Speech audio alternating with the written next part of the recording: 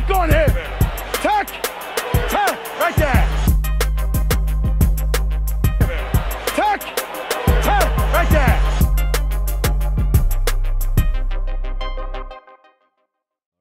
All right, guys. Coach Ted. Yeah. Saison 2. Saison 2, épisode 2. On est déjà back. Puis mon micro, il veut m'emmerder là. Tout d'un coup, là, il veut plus arrêter de... Oh, we good. That's it. So yo, saison 2, we back. Épisode 2, déjà. Déjà. Yo, guys, vous voyez pas avec nous, on a un invité. Nick Calderon. Excusez-moi, guys. Nick Pierre. A.K.A. Nick Calderon. Tu vas devoir nous expliquer ça, mon gars. Mais bon, comment ça va aujourd'hui? Il y a beaucoup d'explications à faire aujourd'hui. Ah non, lui, il est venu parler. That's right. Surtout off-camera, on a vu que, bon, lui, il y a du content pour nous, là. Comment tu vas aujourd'hui? Ça va très bien. Merci, les gars, en passant, de m'avoir invité, sérieusement. Ben, comme je l'ai dit off-cam, je suis un fan de l'émission. Thanks. Well, de toute manière, on voit ça. Mais avant qu'on aille trop loin, on est avec votre autre Edlin. Et Coach Ted. Technical Foul Podcast. Quelque chose que j'ai pas dit, guys. 6h du matin, tous les lundis, tune in, Facebook, à tous les lundis, 6h du matin, c'est là que les vidéos sortent. Sur les plateformes numériques aussi, Spotify, Mixcloud, Soundcloud, Cloud, whatever cloud you want. Like, share, subscribe, comment, you know it. On est là, so make it happen. Exactement. Nick, tu l'as dit justement, tu es un bon fan, mais là... Fallait que tu nous donnes la chance de te remercier d'être venu avant de nous... Tu comprends? C'est toi qui nous fait le plus grand plaisir, là. Tu comprends? Il n'y a pas d'émission si tu n'es pas là. Il n'y a pas d'émission sans fans. Exactement. So, merci beaucoup, premièrement, de nous suivre depuis la première saison. Le mauvais son, les mauvaises images. Depuis la première émission. Bro, c'est fou, mauvais son, mauvaise image, but... On a fait une belle saison quand même. On a fait une belle saison. So, on te remercie pour ça, mon gars. Ça fait plaisir, sincèrement. So... Comment se passe le COVID pour toi? La santé va bien? Ben, la santé, ça va très bien. Pour de vrai, la famille, ça va bien aussi. C'est juste que ça commence à être chiant le fait qu'il n'y ait pas de gym ouvert. Je trouve qu'il y a plein de choses qui sont ouvertes, mais l'affaire qui ferait le plus de sens d'être ouvert pour la santé n'est pas ouverte. Ça me démange un peu. Mais bon, on fait ce qu'on fait, on fait avec. On essaie de s'entraîner à la maison. Puis... Je pense qu'ils sous-estiment l'aspect psychologique des gyms. Vraiment?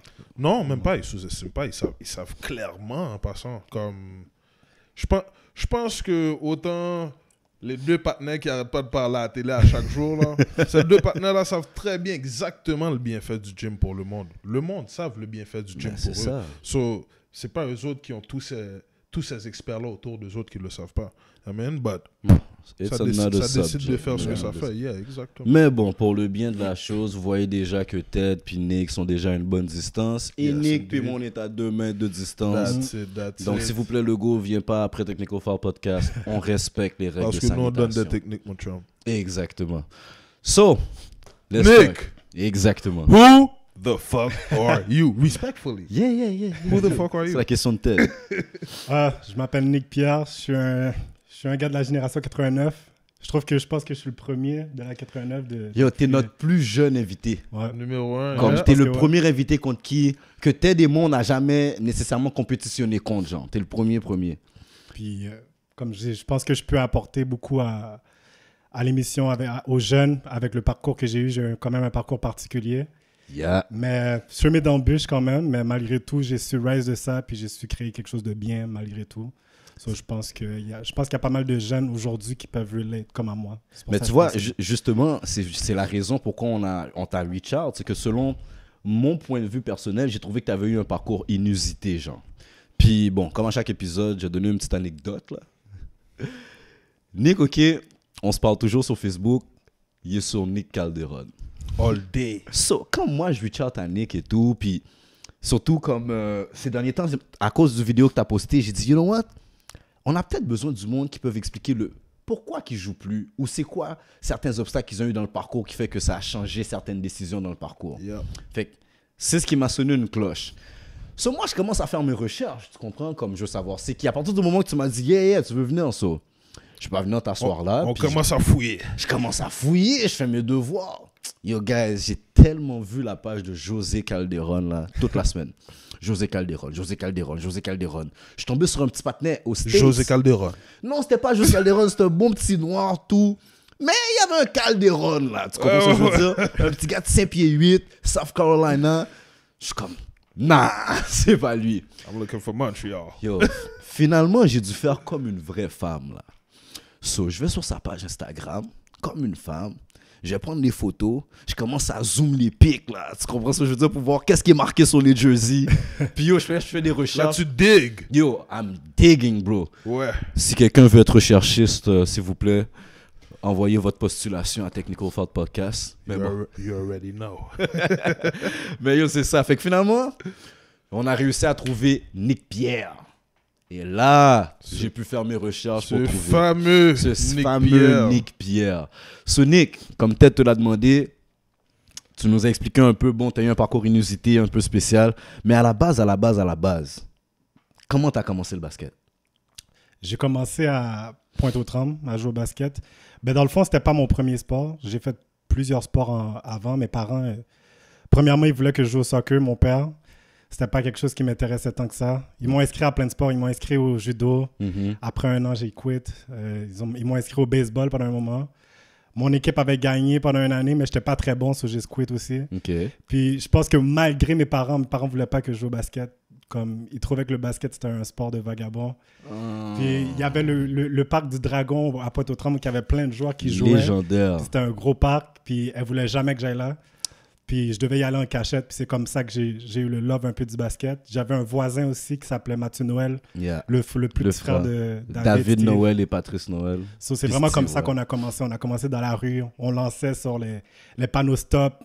C'était vraiment ça nos paniers là, dans le temps. Là. Mais laisse-moi t'arrêter 2 secondes parce que ça, c'est nice. Bon, je dois faire toujours mon petit Joe connaissant. T'as déjà été au Parc des Dragons, toi?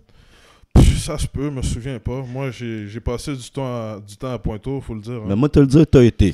Ah ouais? T'as tellement été, on a joué. Eh boy. Puis après ça, comme si on a dû courir pour le boss parce que l'autre passait dans 1 heure après dans ce Ah temps-là. ouais, ça c'est Pointeau dans le Ah temps. ouais. Parc du Dragon, guys, pour ceux qui savent pas là, tous les quartiers ont genre leur parc mythique, disons. Yeah. Par rapport à... Les skateurs ont sûrement leur parc, les joueurs de gars de soccer ont leur parc. Le basket, c'est la même affaire. Tous les quartiers ont leur parc. Nous, Ted et moi, on est légèrement plus vieux que Nick. Le parc des Dragons, là, ça, c'était le parc mythique à Pointeau. Tu vas à Pointeau, tu dois faire tes preuves sur le parc des Dragons. Des affaires, là, pas Kéder, Kéder Hippolyte. Kéder Hippolyte, justement, c'est le parc qu'il y a eu un de ses plus gros breakouts. Pour dire, OK, vis-à-vis son grand frère, comme si non, maintenant c'est moi, c'est plus toi. Ouais. Tu comprends? C'est un événement que lui va venir expliquer, mais ça a été un événement. Il y avait un patinet qu'on appelait... C'était quoi son nom? C'est quelque chose Brutus. Ah. Tu vois de qui je te parle? Oui, lui, c'est la référence TED à Pointeau quand tu parles de basket. Il faisait la pluie, le beau temps, comme David Noël ne pouvait pas parler avec lui dans le temps, Kéder ne pouvait pas parler avec lui dans le temps, personne, c'était le dieu de la... Côte Brutus. Je vais te le trouver comme... Je vais te le trouver. Il y a Rachi, comme shout out to Rachi, celui qui me donne toujours les stories de Pointeau là. Je vais le ramener, Fais Brutus dans sa soirée. Je te dis, ça se peut que Brutus c'est pas le bon nom que je donne là, mais ceux qui connaissent la référence, mettez ça dans les comments et tout. Le nom de famille c'est Brutus, mais le prénom je me rappelle. Ok, toi tu sais que c'est Brutus. Ouais, je sais très bien. Un gros nègre. Ouais, là, exactement. et Il y a tout, le là. gros nègre puis il y a un frère aussi. Exactement. Le gars il est balèze là. Ouais. C'est comme s'il donkait le rim shake pendant 3 minutes là. Tu fais pas 3 points après là. Mais en tout cas, ça c'était les légendes de Pointeau. So guys, ceux qui savent, c'était la petite période, l'historien de La petite période Joe connaissant et de Exactement. Sonic à Pointeau, t'as grandi avec Mathieu, Ouais. de fond de la même année. Il est quelques mois plus jeune que moi. Quelques mois plus jeune. On est 89 les deux. Mais c'était quoi, comme t'as fait tous ces sports-là, comme tu disais, puis comme je présume, tes parents étaient sûrement des Haïtiens, religieux, puis bon. Ouais.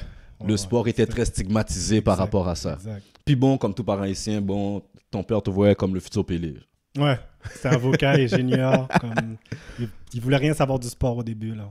On m'a inscrit à cause que je voulais vraiment jouer. Puis comme je t'ai dit, c'était dans la rue avec Mathieu, puis c'est comme ça qu'on a commencé à jouer vraiment, là. OK. Puis de fil en aiguille, par la suite, tu as joué mini? J'ai pas joué mini. Ben, dans le fond, dans l'école primaire que j'allais, il y avait des petits matchs inter-écoles, mais c'était pas très, très sérieux. Mais quand j'ai vraiment commencé, c'était à 12 ans. J'ai commencé directement à Benjamin, à Dawson, en 3.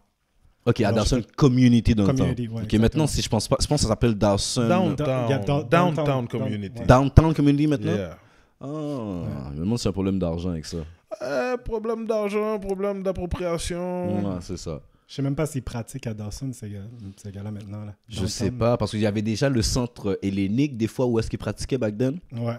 C'était pas toujours à Dawson même, là, mais en tout cas, ça, c'est une autre histoire. Fait que là, dans le fond, tu as commencé à Dawson Community. Dans le temps, pour ceux qui savent pas, ça, c'est la Ligue civile.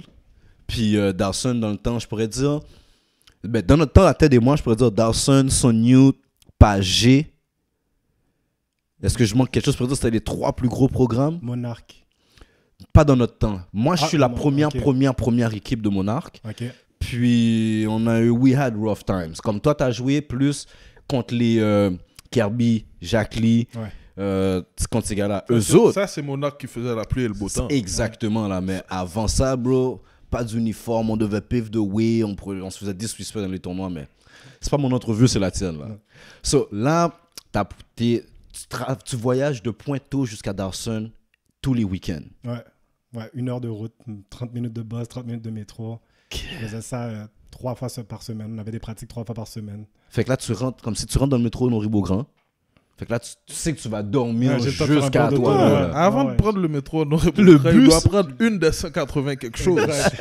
Qui va l'emmener au métro Honoré-Beaugrand. Qui arrive aux 45 minutes aussi. Facts. Si tu le rates, t'es chéré, là. Non, mais ça, il faut que les gens, il faut comprendre, là. Les gens qui sortent d'un certain quartier, là, quand tu vois que ces personnes-là arrivent à un certain niveau dans le sport, les gars, ils ont voulu pour de vrai, là, parce que c'était pas facile. C'est pas à proximité d'eux. C'est pas comme s'ils habitent au centre-ville, puis je marche pour aller à ma pratique, je marche pour tourner chez nous. Comme, ils te tapent 1 heure, 1 heure et demie après une journée d'école aussi, là. Tu comprends? Ouais. So, mais d'ailleurs, scolairement, comment tu faisais pour faire fonctionner les deux sans avoir de difficultés à l'école, genre? Ben, dans le fond, moi, j'ai été à l'école à l'ouest de Montréal. So, ça rendait facile la route après pour aller à Dawson parce que c'était vraiment juste à côté. T'allais où? J'allais au collège de Montréal. Ouais.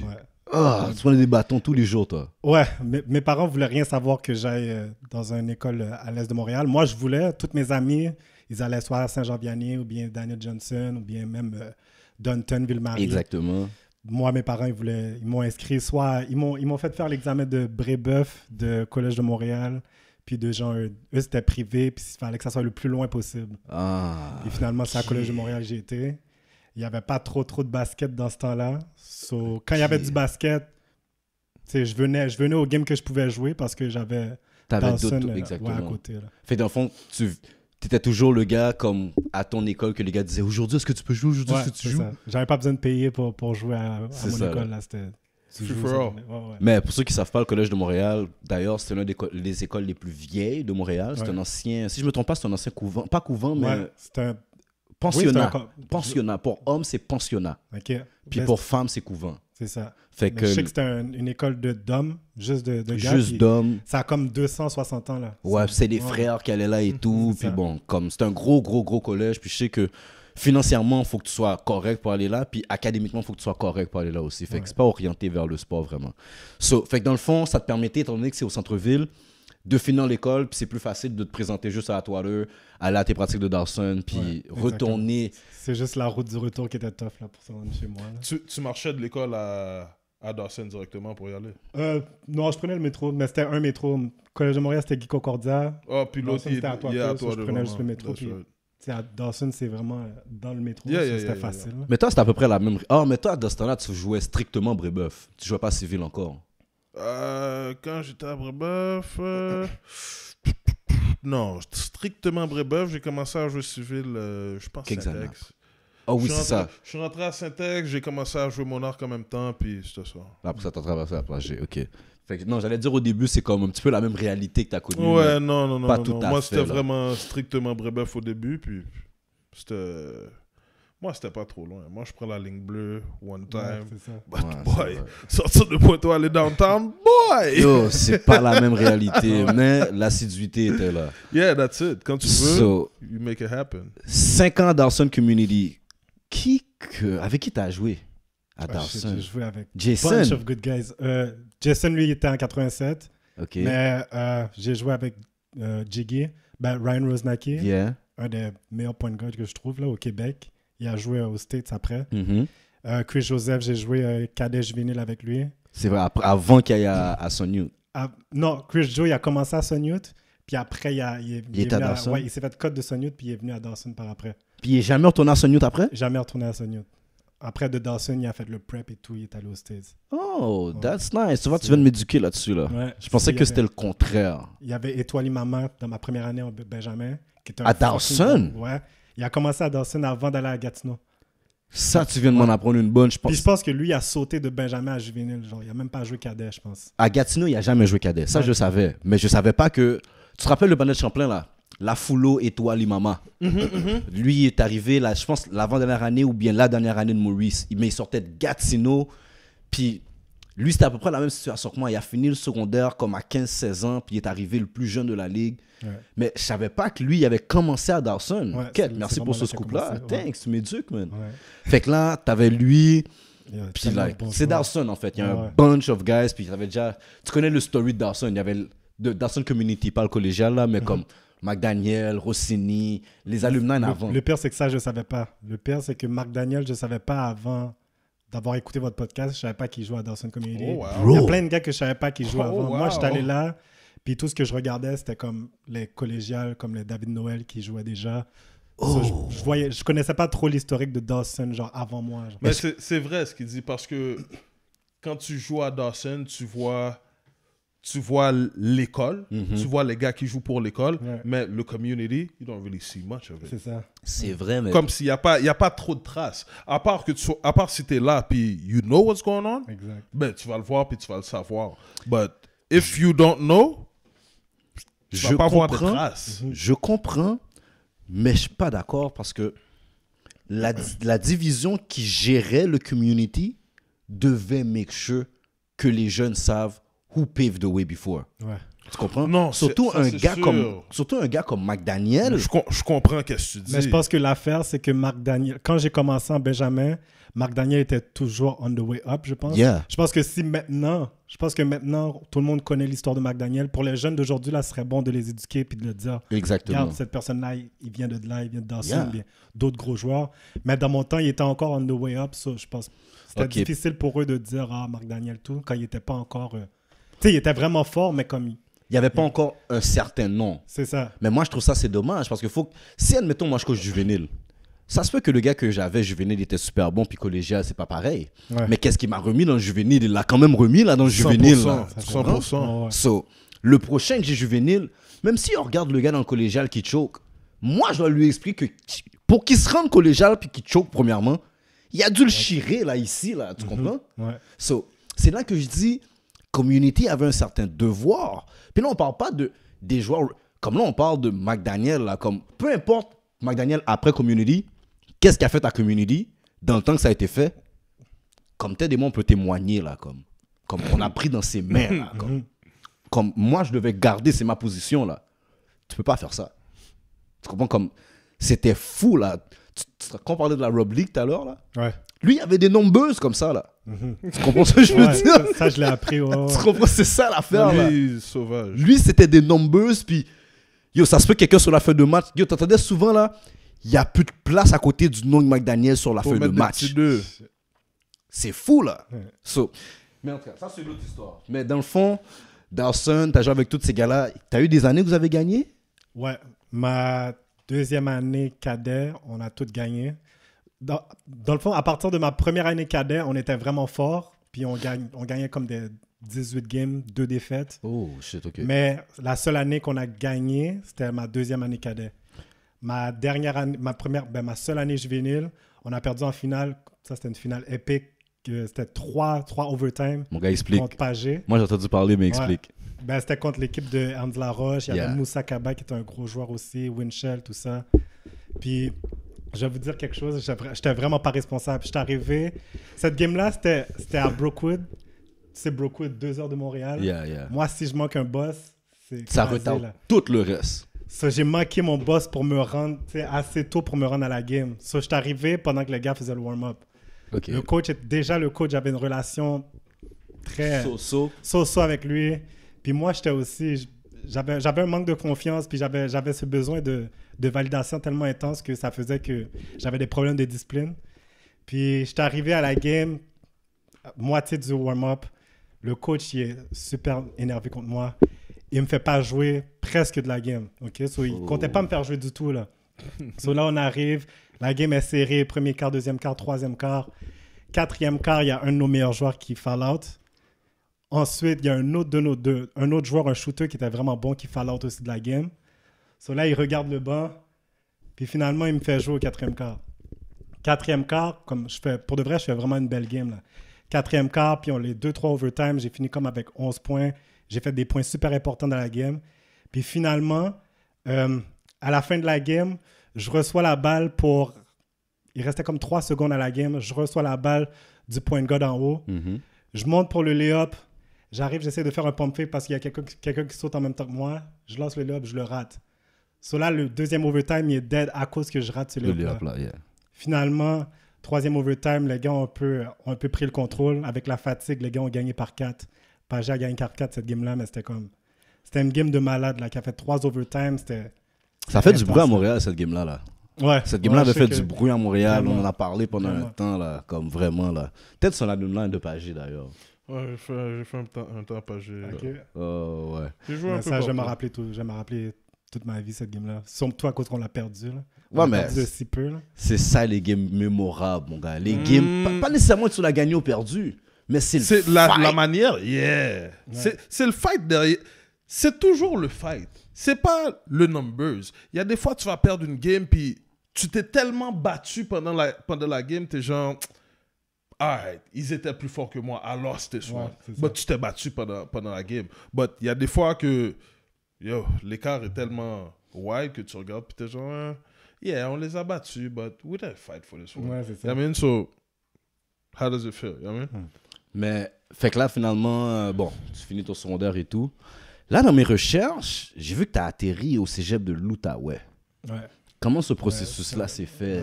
Ouais. Ça, c'est mon dernier spot où j'ai atterri. J'ai atterri à plein d'endroits avant ça, je ne voulais même pas dire. J'ai commencé parce que j'ai commencé à Dawson College. J'étais supposé faire l'équipe à Dawson College. Oh, OK. J'avais pas été recruté par aucune équipe cette année-là parce que j'avais un problème de discipline, comme j'avais dit avec le coach. J'étais dans le starting five, j'étais un des bons joueurs de l'équipe. Il y a des gars qui étaient sur le banc dans mon équipe qui avaient signé dans d'autres écoles, puis moi, j'étais comme un des seuls qui n'avait pas signé nulle part.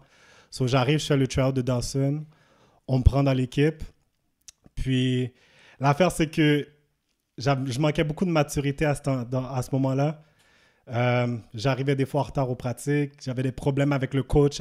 C'était Wayne le coach à ce moment-là. J'avais beaucoup de problèmes de discipline avec lui. Je rouspétais quand il essayait de me dire quelque chose. Comme j'avais vraiment un gros problème d'attitude. Ils m'ont suspendu maintes fois. Puis finalement, si on revient en arrière, j'avais vraiment le rêve de jouer le Hagen Tournament parce que moi, quand j'ai commencé à Dawson Community, j'ai grandi là-dedans. Je regardais David Noël qui est derrière faire le tournoi. Puis moi, je m'étais dit, c'était vraiment un rêve à moi. Autre que la NBA, c'était comme, moi, je vais porter le jersey de Dawson, puis je vais jouer au Hagen. Puis une journée avant le Hagen Tournament, le coach me tasse de l'équipe. Il m'a tassé, j'étais dans l'équipe, j'ai fait toutes les games de préparation et tout, mais j'ai tellement été différent, puis il a vu que j'avais pas la maturité puis le commitment pour faire l'équipe, qui m'a poussé de l'équipe. Puis ça, c'était un moment fucking down pour moi. J'ai pleuré devant lui. J'ai essayé de le convaincre de me garder. Puis tout ce qu'il m'avait dit, c'est, regarde, t'as pas encore le commitment qu'il faut pour jouer. Fais ton année dans le 2A. Si tu arrives à bien montrer tes skills dans le 2A, ben, tu sais qu'il y aura une place dans le 3 l'année prochaine pour toi. OK. Puis moi, avec ma vieille mentalité, j'avais vraiment une mentalité de victime. Je jouais vraiment... je blâmais tout le temps les autres. Je blâmais le coach. Je blâmais tous les gens. Je hatais sur des gens. Yeah, comme c'est pas moi, comme s'ils m'aiment pas, comme puis, si... Ouais, c'est ça. Puis c'était comme, yo, qu'est-ce que je fais dans le 2A? Comme, j'ai joué 3A toute ma vie. Fuck le 2A. Yeah. So, je faisais mon attitude dans le 2A aussi. Puis finalement, même le 2A m'a tassé de l'équipe. Oh! So, je me suis retrouvé nulle part. Je m'en allais dire qu'on a eu un petit peu le même parcours, mais moi, quand ils m'ont fait ça, j'ai tué le 2A, là. Ouais. Mais c'est ça, l'affaire, c'est qu'après, quand je suis parti dans le 2A, j'étais censé jouer à Vanier. Ouais. J'avais même fait l'équipe d'été, puis on avait été à Boston avec l'équipe. Yeah. Après, le coach me T'as été à Hope Ouais. Mountain. Oh, puis ouais, tout c'est ça, Hope Mountain, exactement. Yeah. Finalement, problème d'école, j'ai pas pu aller à Vanier. Ensuite, c'était Montmorency, même chose. J'ai fait une demi-saison avec eux.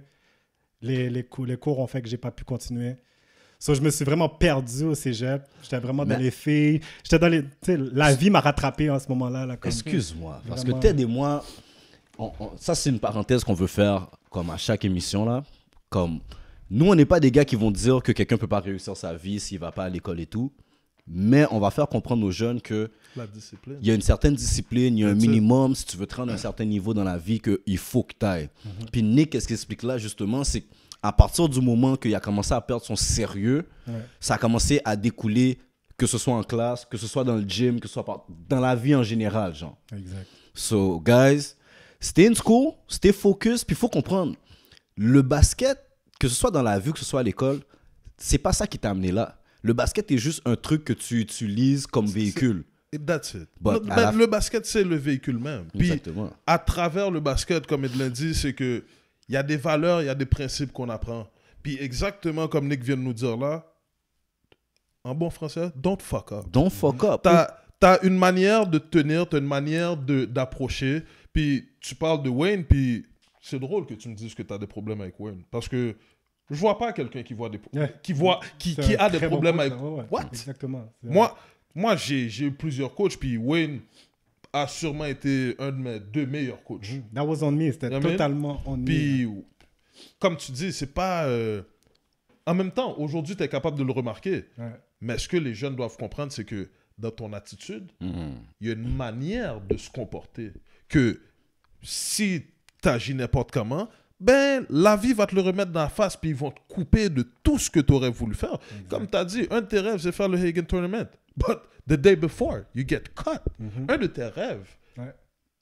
So, il n'y a rien qui est donné tout cuit dans le bec. Y a même, puis, comme tu as dit, t'essayes, t'es là, puis tu te bats pour y arriver. But quand ça n'arrive pas, c'est pas que le monde sont contre toi. C'est que toi, en te regardant dans le miroir, il y a des choses que, ok, peut-être j'aurais pas dû bouger comme ça. Ok, peut-être j'aurais dû faire mon respect de ce bord-là. So, à la fin de la journée, guys, discipline, respect yourself, focus, il y a l'attitude là-dedans, tout vient de l'attitude. Puis, à la fin de la journée, on peut te dire n'importe quoi, c'est comment tu vas le percevoir. Exactement. Puis comment tu vas réagir. Exactement. C'est dur quand tu es jeune, justement, d'avoir... C'est pas tout le monde qui a la maturité, vraiment. Là. Tu penses que tu sais tout quand tu es jeune. C'est vrai. C'est vraiment... Quand tu retournes en arrière, là... Mais comme tu as dit, quand tu es jeune, tu penses que tu sais tout, puis plus tu vieillis, puis tu apprends, tu es genre, man, je sais vraiment rien. Like, bro. The more I know, the less I feel I know. Exactement, exactement. Mais les gens vont voir qu'au cours de l'entrevue, fuck up en même temps, c'est pas le endgame. Non, jamais. Des fois, c'est le best thing. Exactement. Le but, là, comme tu as dit, fuck up n'est pas le endgame. C'est comment tu vas te rattraper. Exactement. Parce que comme on a dit, you could fuck up. But il y a une question d'attitude dans le fuck up. Si tu sais que ton attitude n'est pas right, then you might fuck up because of your attitude. But une fois que tu réalises que c'est un problème d'attitude, puis tu travailles sur l'attitude, come on. Si tu avais l'éthique de travail qui allait avec, si tu avais le focus qui allait avec, si tu avais tout ce qui venait avec, but c'était juste un problème d'attitude, comme il l'a dit, it is not the end game. Mais non, c'est pas le endgame. Mais là, Darson est brûlé, Vanier est brûlé, Momo est brûlé. Fait que là, il te reste Édouard Montpetit, Champlain, dans les environs de Montréal, disons. Je vous jure que j'ai essayé tous les cégeps. Non, mais moi, je te croyais sur parole. Ouais, j'ai essayé tous les cégeps, mais c'est toujours la même merde qui m'a empêché de rentrer. C'était les notes, c'était mon commitment à être sérieux. Ouais. Mais ça, nous, dans l'Est de Montréal, nous, dans la communauté haïtienne, si tu as la chance de parler à Keder, David et tout, ces gars-là vont souvent te dire que eux, ils ont joué contre des gars qui étaient peut-être même vraiment mieux qu'eux. Mais juste à cause des notes, ces gars-là pouvaient pas se rendre à l'autre niveau. That's it. Fait que là, ce problème-là qui te suit, les coachs se parlent en même temps aussi. Ceux avec qui t'avais des problèmes d'attitude, ça te poursuit aussi. So, qu'est-ce que t'as fait après? Dans le fond, j'ai dû m'exiler vraiment parce que c'était surtout les distractions extérieures qui faisaient que je fuck up à l'école. C'était moi qui sortais dans les clubs, c'est moi qui chillais avec mes amis tout le temps. Le gars du collège de Montréal, là. Oui, le gars qui Non, c'est ça, mais le gars qui sort. Ce qu'il dit doit être sérieux parce que, comme on disait la semaine passée, là, Mhm. quand on te prend puis on t'enlève de ton cadre, puis on te Exact. dépose quelque C'est part vraiment d'autre, ça.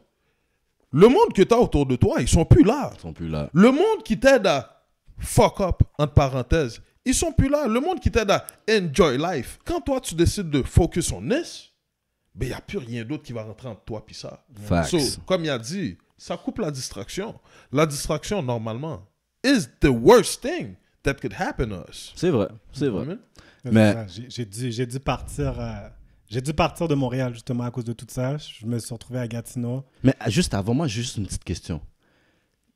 C'est quoi qui a déclenché ou c'est quoi qui t'a ouvert les yeux pour voir comme si, yo, I need to I make a gotta change? go. Yeah, comme il y a quelque chose, c'est Y a- plus y a- les autres, là. Ouais, ouais. T'as arrêté de faire comme ça, puis t'as commencé à faire comme ça. That's it. C'est à partir, t'as été quoi le déclenchage? C'est vraiment le fait que je me suis rendu compte, premièrement, qu'il me restait plus grand temps au cégep. Puis moi, j'avais encore cette envie-là de jouer. Tu vois 22 Je ans voulais qui pas arrivent à abandonner. grands pas, hein? Ouais, exactement. Je voulais pas abandonner le basket. Puis j'avais toujours été, je trouvais que j'avais été comme undervalued dans mes années. So, j'étais comme moi, j'avais toujours un sentiment que je devais prouver. So, pour moi, give up, c'était pas C'était pas une C'était option. vraiment C'est pas une option. yeah. So, c'est là que j'ai fait comme yo, j'ai 21 ans, ok, c'est ma dernière année au cégep. Si je joue pas, comme je joue pas à l'université, puis c'est dead là. Mhm. Puis ça, c'est plus une histoire là. So, j'ai décidé de partir à Gatineau. J'ai fait ma demande pour Gatineau. Il y avait un de mes amis qui m'avait dit ça. Puis il a dit, oh, t'inquiète pas, Gatineau, ils acceptent tout le monde. Yeah, yeah. So, j'ai été accepté à Gatineau. Je suis parti là-bas. À Gatineau, il n'y a rien, il n'y a pas de club vraiment. So, ça m'a vraiment permis de focus sur mes études. Puis ma première session, je ne pouvais pas jouer à cause de Yeah. mes notes. Éligibilité. J'ai réussi à passer toutes mes cours cette session-ci qui a fait en sorte que j'ai pu jouer la session d'après. Fait que t'as Puis- joué une session? J'ai joué une session. Dans mon total de 5 ans que j'ai niaisé, là, j'ai joué 3 sessions. J'ai joué ma première année où j'ai fait Dawson 3, ensuite Dawson Pour pouvoir 2A. couler. Puis ensuite, c'était un blanc. Puis je suis retourné pour une session à Gatineau. Wow. Puis Ok. Puis j'ai bien fait à Gatineau. On a gagné cette année-là. Puis j'ai quand même eu la chance de me faire voir par des universités par la suite. Puis ça, c'était dans le collégial 2A, ça. C'était 2A, ouais. OK. Question pour toi, parce que tu avais mentionné plus tôt, tes parents, ils n'étaient pas tout à fait down pour le basket, le sport et tout. Puis bon, ils ont fait des investissements aussi financiers. Je pense que tu vois où la question arrive. Ah ouais. Ils ont financièrement investi dans ton éducation. Tu commences à fuck up. Là, tu arrives sur eux. Papa, maman, faut que j'aille à Gatineau pour aller à l'école puis jouer encore au basket. Puis je vais sûrement, grosso modo, avoir besoin du backup financier. Ah, ils me l'ont Comment pas ça donné- marche? Ils me l'ont pas donné ce backup financier là. J'ai dit, Non? Oh, ouais, j'ai dû faire ça par moi-même. Là, j'ai payé mon école, tout ça. Puis même comme ton appartement là-bas et tout, comment tu faisais? Mon appartement, je payais vraiment pas cher parce que j'habitais avec deux amis. OK. So, En colocation? ouais, exactement. So, je payais vraiment comme une centaine de dollars. Par mois? Ouais, c'était Ok, vraiment ok. pas beaucoup là. OK, fait que c'est pas super. So, mais mes parents, comme dans le fond, ils m'ont juste donné l'argent pour l'appartement. Mais comme l'école, ils ont dit l'école, tu sais, paye l'école. OK. So, au moins, ça me donnait une responsabilité de pas toujours avoir à rely sur eux. Genre. OK, ça c'est bon. So, c'est comme ça que ça s'est fait. Mais pour eux, je pense que j'étais un last case rendu là. T'es un bum. Ouais. Puis Ouais. la journée que, bon, tu savais que, bon, tu vas pas revenir. À un moment donné, que tu es gradué, que tu n'es pas gradué du collégial, tu sais que, bon, je retourne pas, cette étape-là est finie. Mais après cette étape-là, comme tu es à Gatineau, vous avez gagné, tu sens que tu as changé, tu as fait quelque chose de différent que qu'est-ce que tu n'avais pas fait dans les 3 premières années. Ouais. Comment tu te sens? How do you feel présentement? Quand tu te regardes dans le miroir, qu'est-ce que tu vois comparativement à qu'est-ce que tu voyais dans les 3 années? Après l'expérience de Gatineau. Ou comme, on va dire, son année à Gatineau a fini, elle a clôturé, il sait qu'il ne retournera pas. Il s'apprête à passer à l'autre Yeah, étape. yeah, yeah. Mais il y a quand même sa médaille qu'il a gagnée. 100%. Il sait maintenant qu'il a travaillé fort pour, 1, être éligible pour pouvoir jouer, et 2, continuer encore à aller à l'école no matter what. Non, mais il a réussi ses cours. Il a réussi ses cours. Moi, c'est cet aspect-là. Comme, pendant 3 ans que tu fightais, tu sautes de cégep en cégep, c'est sûr, tu te regardes dans le miroir, l'image que tu vois, je sais pas comment tu te sens, mais tu vois une certaine image. Ouais. Mais à partir que tu as fait ce sacrifice-là à Gatineau, tu as accompli ce que tu as accompli à Gatineau, comment tu te sens, toi, l'homme, l'être humain, comme le joueur de basket, l'étudiant, le frère, comment, quand il se regarde dans ce miroir-là, sachant aussi que tes parents te voyaient comme un lost cause, rendu là, comment tu te sentais en tant que personne? Parce que ça, je trouve que c'est quelque chose que, en tant que sportif, on parle pas. Tu comprends ce que je veux dire? Ouais. On passe à travers certaines choses, mais on questionne pas vraiment l'athlète sur c'est quoi tout le processus mental pendant ce temps-là. Est-ce qu'à un moment donné, comme tu l'as dit, il n'y avait pas la possibilité d'abandonner. Mais une fois que tu as réussi, tu n'as pas joué au Hagen, non. Mais tu as joué au collégial, tu as gagné, j'ai pu de Google puis trouver ton nom. Comment tu t'es senti, genre? Tu sais pas encore qu'est-ce que tu vas faire après, mais tu sais que ça, je viens de faire un an ou un 9 mois de positivité, là. Comment tu te sens? J'avais quand même un sentiment de fierté de savoir que je pouvais me rendre là, puis je pouvais comme prendre soin de mes études et tout. Puis je me suis rendu compte que c'était simple. Là. C'était pas si dur que ça à l'école. C'était juste moi qui devais put my mind to it. Exactement. Yeah. So ça, il y avait ce sentiment de fierté-là. Mais j'avais toujours un sentiment de... Comment je peux dire ça? C'est comme si que j'avais pas... C'était une histoire qui n'était pas complétée. Sans fin, une histoire sans fin. C'est une histoire qui n'était pas complétée à cause que j'avais conscience que j'avais perdu beaucoup d'années de qualité. Yeah. Des années de qualité que j'aurais pu faire à me former au cégep. Je ne l'avais pas fait. Mais tu sais, rendu là, c'était comme OK. J'ai fuck up. L'histoire a quand même bien terminé. Puis là, c'était vraiment de regarder à l'avant puis de voir qu'est-ce qu'il y avait à suivre. Là. Bon, maintenant, OK. Cégep de l'Outaouais, c'est fini. Tu as fait qu'est-ce que tu avais à faire. Puis j'ai été checké, puis bon, you were the man. Mais à partir de là, c'est quoi les décisions que tu as à prendre? Au début, j'avais eu un look de U-Laval. Dans le fond, c'était à Laval que je devais aller au début. Il m'avait invité au camp estival. Tout s'était bien passé. Il était vraiment content. Il voulait me mettre dans l'équipe. Puis il m'avait comme conseillé de venir dès le début de l'été pour pouvoir travailler avec les gars, m'entraîner, puis déjà avoir la chimie avec les gars. Moi, à la place, je suis resté à Pointe-aux-Trembles. Je suis resté à chill encore. J'étais encore en train de chill. Okay. Puis quand je suis revenu à U-Laval seulement quand les pratiques commençaient à la fin du mois. Les pratiques officielles. Fin du mois d'août, ouais. Je suis revenu pour les pratiques officielles. Puis c'est là que j'ai eu un talk avec Jacques Paiement. C'était le coach dans le temps. Puis il questionnait vraiment mon commitment et tout. Encore là, l'histoire se respectait un peu. J'avais comme compris, mais peut-être pas compris vraiment le message. Puis finalement, ça s'est donné qu'il ne m'a pas pris. Et puis, en même temps, je ne voulais pas vraiment aller là-bas parce qu'il y avait beaucoup de finances qui étaient en jeu. Ouais. Le fait de déménager puis d'habiter tout seul. Moi, je voulais rester proche de ma famille encore. Okay. Puis, c'est ça, Laval s'était brûlé rendu là. J'ai appelé Olga Ricac de UQAM. J'y avais demandé s'il y avait un tryout qui se faisait. Puis, elle m'avait dit, dans une semaine, il y a un tryout. So, si tu veux, tu peux venir. So, je suis allé au tryout. Puis, la seule personne qui a été prise, c'était moi. So, à partir de là, j'ai commencé mon parcours à UQAM. À l'UQAM, OK. Ouais. Fait que là, directement d'Ottawa, tu as sauté à l'UQAM. Ouais. Puis, si je ne me trompe pas dans les recherches que j'ai faites, tu es resté 2 ans à l'UQAM. Ouais. OK.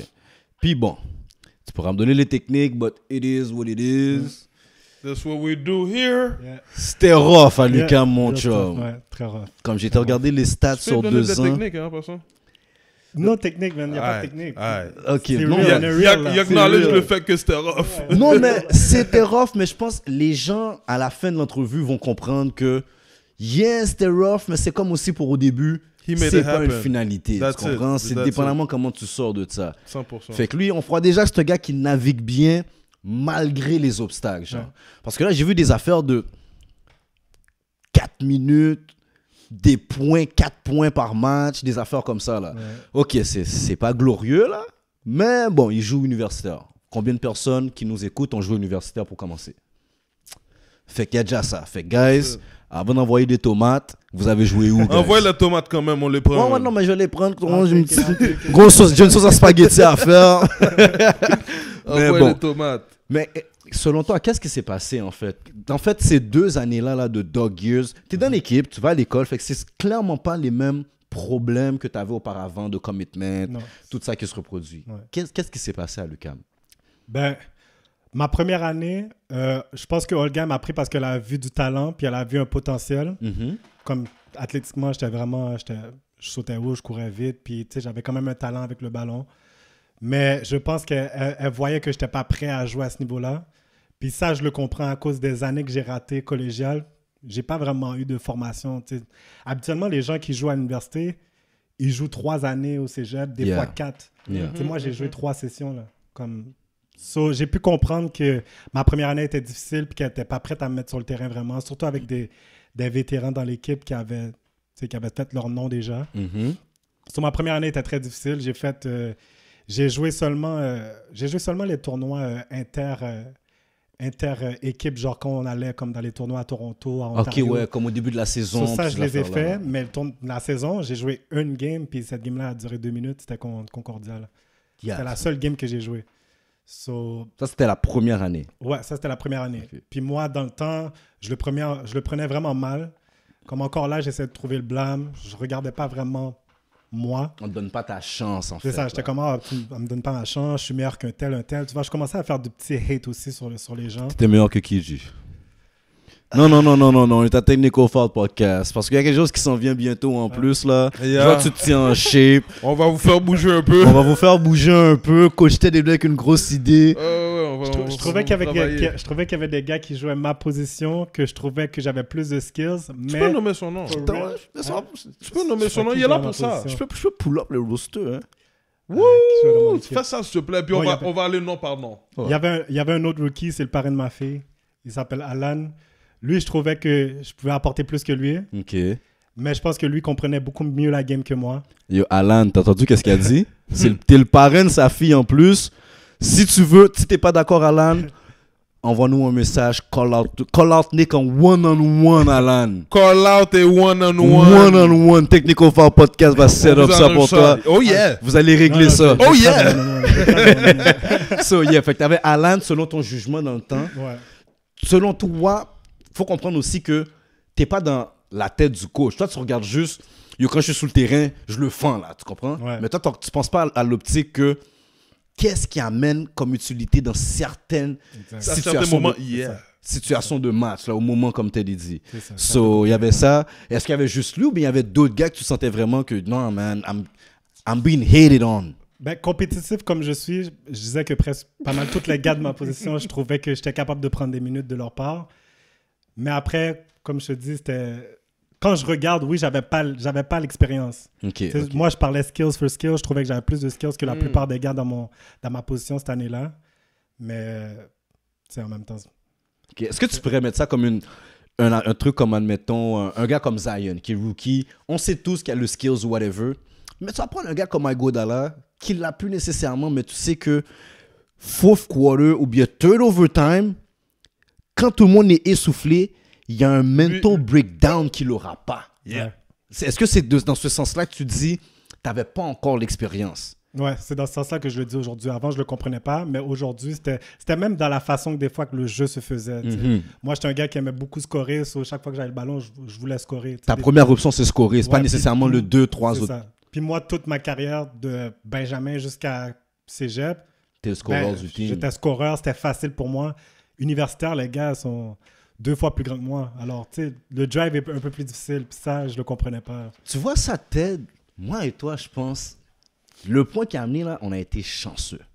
Dans le sens que, Ted et moi, dans notre carrière, dans différentes parties de notre carrière, on a dû être 2 main guys. On a dû être 2 main guys dans une équipe stack. Puis qu'il y a plusieurs main guys. Et on a déjà eu à prendre un rôle dans une équipe.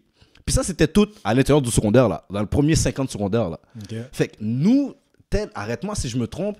Ce qui fait qu'arriver à un moment donné à l'autre niveau au cégep, c'était plus vraiment un problème de t'adapter au rôle, là. Ouais. Comme moi, je suis un scoreur. Moi aussi, à la base, dans mon cours, c'est ça que j'aime, je suis un scoreur. Mais à un moment donné, quand on ne me donnait pas le rôle de scoreur, j'étais capable de faire d'autres choses qui m'amenaient à scorer quand même. Je sais pas si tu vois ce que je veux Oh, dire. ouais. Mais clairement. ce que tu dis, c'est dans l'amalgame d'avoir joué avec plusieurs types de gars. Exactement. Comme tu as dit, un moment c'est donne la balle à Edlin parce que C'est le seul gars, là. Parce que c'est son mouvement. Yeah. But il y a d'autres moments, c'est yo Edlin, on a besoin de toi en défense. Mhm. Edlin va still scorer. Ouais. But on veut pas te voir devant, on veut te voir en arrière.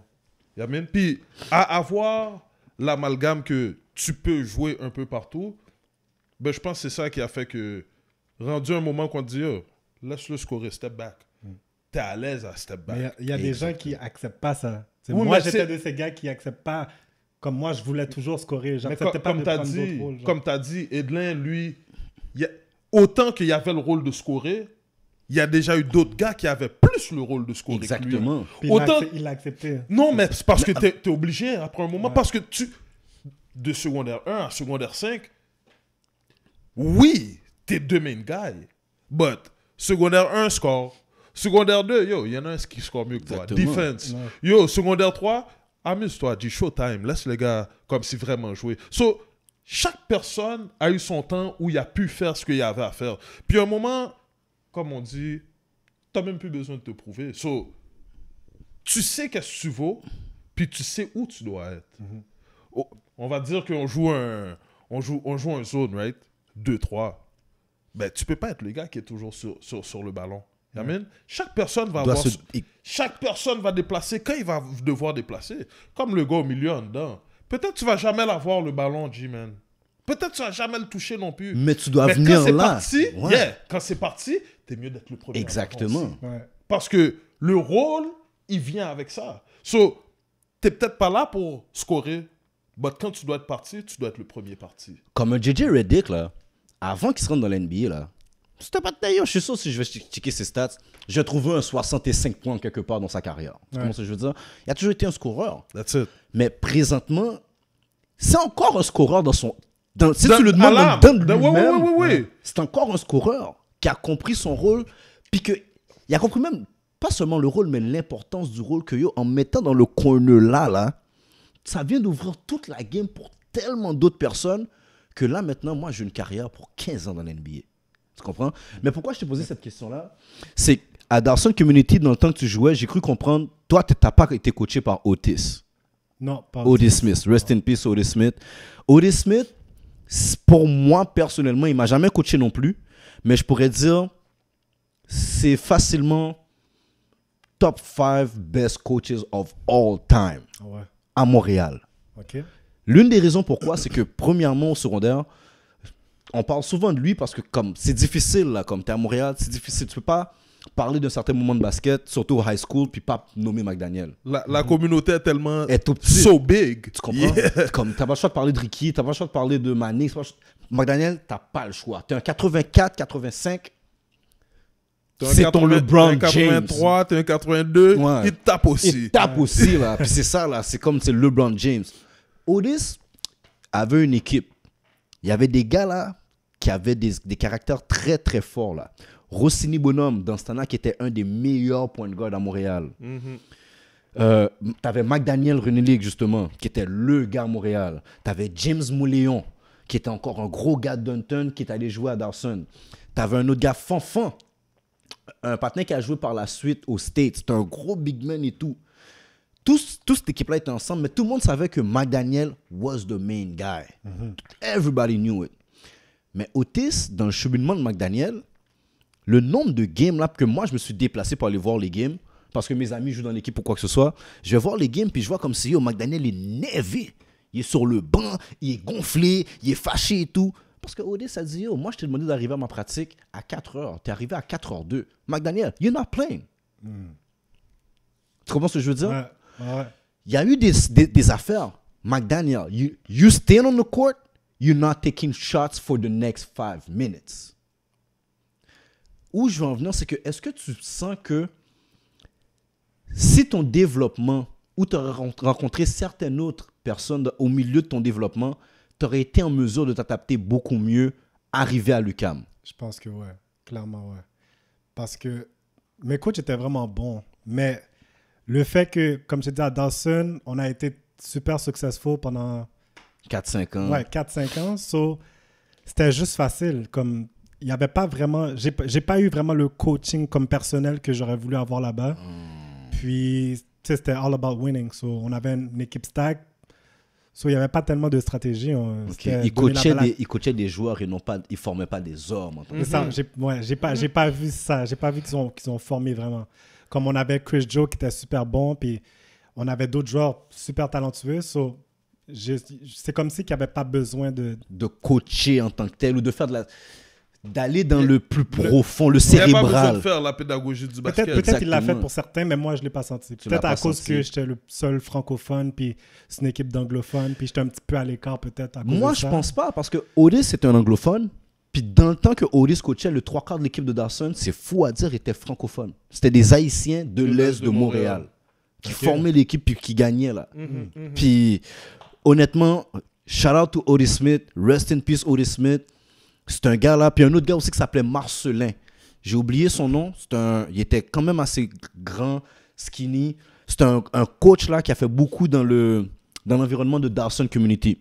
Puis lui, c'est un gars aussi que eux autres, leur motto, c'était de former des hommes. Pas nécessairement un gars qui va juste mettre la balle dans le trou. Puis pourquoi j'ai pris l'exemple de McDaniel, c'est que être un bon coach, c'est au-delà du XNO, selon moi. Ouais. C'est d'être capable aussi d'avoir le gosse de dire, you know what? I'm gonna lose this game. Mais pour que ce jeune-là puisse apprendre un truc qui va lui servir dans 10-15 ans. Là, tu comprends? Au-delà du basket. Oh yeah. Puis là, dans ta situation, sensiblement, peut-être tu aurais pu éviter tout ça si tout simplement quelqu'un t'aurait dit, you know what, Nick, tu vas t'asseoir, mon gars. Man. Tu comprends ce que je veux dire? Je l'ai eu d'un coach. Je l'ai eu du coach de Cégep de l'Outaouais. Comme lui, il était vraiment comme personnel avec moi. Quand ça allait pas, j'étais capable de parler de tout et de rien avec lui. Okay. So, c'était pas juste le basket comme... En tant que tel. Là. Ouais, c'était vraiment un tout parce que tu peux être bon au basket, mais si ça va pas bien dans ta vie ou whatever, comme ça va se transparaître dans ta manière de jouer. En gros, tu méritais beaucoup de technique quand tu étais jeune. Ah ouais. Énormément de technique. Vraiment. Vraiment. Ben, c'est pour ça technique, mon gars! Ouais, c'est pour ça qu'on m'a kick-out souvent. Là. Wayne m'a kick-out. Même dans mes années à Dawson, j'ai eu de la merde aussi. Là. Mais l'affaire, c'est qu'il me l'expliquait pas non plus. Wayne m'a kick-out d'une pratique aussi. Mais totalement pour l'inverse de toi. Parce que le reste de l'équipe est soft, puis moi, je travaille trop fort. Là, les gens t'aident out. Là, je dis, nah, you playing. Il m'a dit, I'm serious. J'étais genre, what? Pris mes affaires. Mais ça, c'est la pratique avant que ces gars-là nous ronflent. Ouais. Parce que les gars étaient vraiment en train de niaiser. Puis le coach, il savait que ces gars-là, ils pratiquaient vraiment. Ah ouais. Ça, c'est avant les provinciaux? Ça, c'est la dernière pratique avant les provinciaux. OK. Parce qu'eux, ils ont fini de nous battre aux régionaux. OK. Ils ont fini de nous battre aux régionaux, là, une game fou. Et on fera une émission sur ça, OK? Ça, toi puis moi? Dawson Vanier. On fera une émission sur ça parce que yo, c'était fou. Yo, les gars ont fait de l'eau sortir dans mes yeux, mon gars. Yo, OK. Arrivé aux provinciaux, là, je me rappelle... là, les tables ont tourné. Ah, les tables ont tourné. Yo, je me rappelle, il n'y a pas de John Ball. J'ai regardé tous les gars là dans mon équipe. J'ai dit, yo, sur la vie de ma mère, je perds pas la game. Faites ce que vous voulez. Je perds pas la game. Ah, yo, je t'en démon. Mais bon, c'est notre histoire. Fait que là, ta première année est finie à l'UQAM. C'est rough. Ouais. Deuxième année, sincèrement, les stats le montrent pas, mais ça allait vraiment mieux en tant que joueur. C'est ça que moi, je me rappelle de tête. Puis c'est pour ça que la deuxième année, quand j'ai vu les stats, je comprenais moins bien. Ouais. Mais j'ai commencé à avoir un peu plus confiance. La coach commençait à avoir un peu plus confiance en moi. Je gagnais un petit peu en playing time. Avant, j'étais nowhere là, dans le score sheet. Puis là, j'étais dans les 7-8 joueurs qui jouaient. Yeah. So, c'était quand même bien. C'était un bon improvement de l'année précédente. J'ai même vu, il y a une game, je pense, si je ne me trompe pas, c'était contre Concordia. Tu étais le leading scorer. Non, j'ai jamais été... Malheureusement, il y a eu une game, je sais pour faire. J'ai été le leading scorer dans un tournoi. Ah oui, parce que c'est sur le site de YouSport. Tu avais fini avec 16 points, je me rappelle. Exactement, cette game-là. I do my job, man. Ça, c'était ma première année. C'est ta première année? Ouais, c'était ma première année. Je prends une technique pour ça. S'il vous plaît, trouvez-moi une recherchiste avant qu'on me blesse. S'il te plaît. Ma deuxième année, ça allait mieux. Puis, right au début de la saison, disons à 5 games de la saison, c'est là que je me déchire mon ligament croisé antérieur.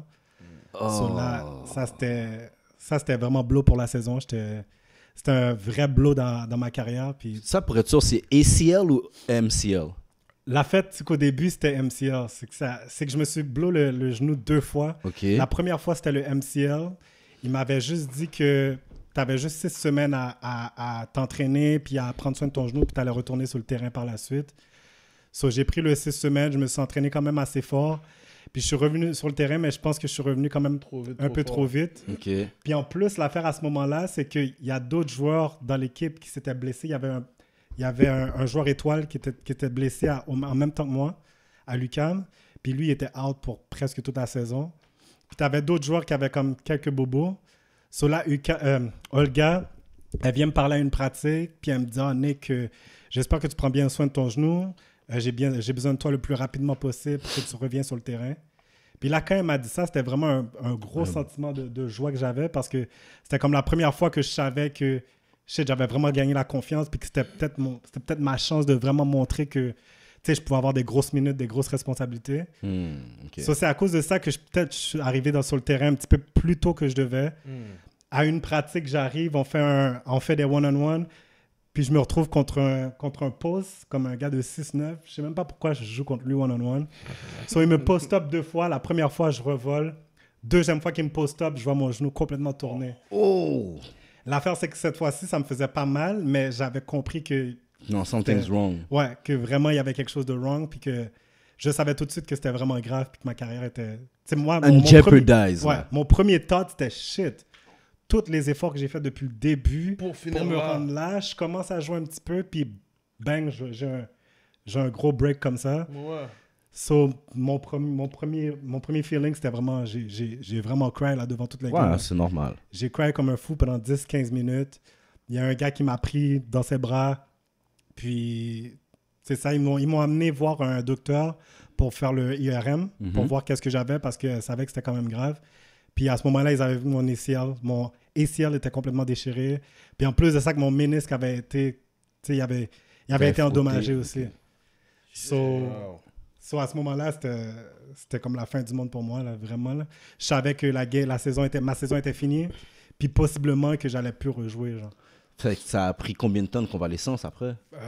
Ça m'a pris un bon 8 mois avant que je revienne... Sur un terrain? Ouais, que je revienne sur un terrain. Pas 100%, mais sur un terrain. Tu sais, au 8e mois, je me sentais bien, puis je pratiquais quand même avec les gars un peu. J'essayais d'être involved le plus possible parce que je voulais pas qu'elle m'oublie. Puis la coach, en même temps, tu sais, elle me disait... Elle me cheerait up quand même, puis elle était là pour moi. Puis c'est ça a pris comme 8 mois. Sur ma 3e année, je l'ai pas joué complètement. Mais tu étais à l'école? Mais j'étais à l'école, puis je venais aux pratiques une fois de temps en temps, puis... on se donnait des emails des fois, le gars, puis il me demandait comment j'allais.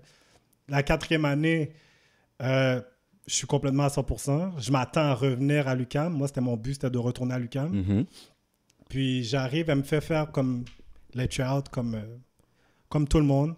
So, je fais tout l'été avec l'UQAM. Tout se passe bien. Elle me dit que je me suis amélioré dans ma défense et tout ça. Puis comme à la dernière, j'ai fait même les matchs pré-saison avec l'UQAM cette année-là.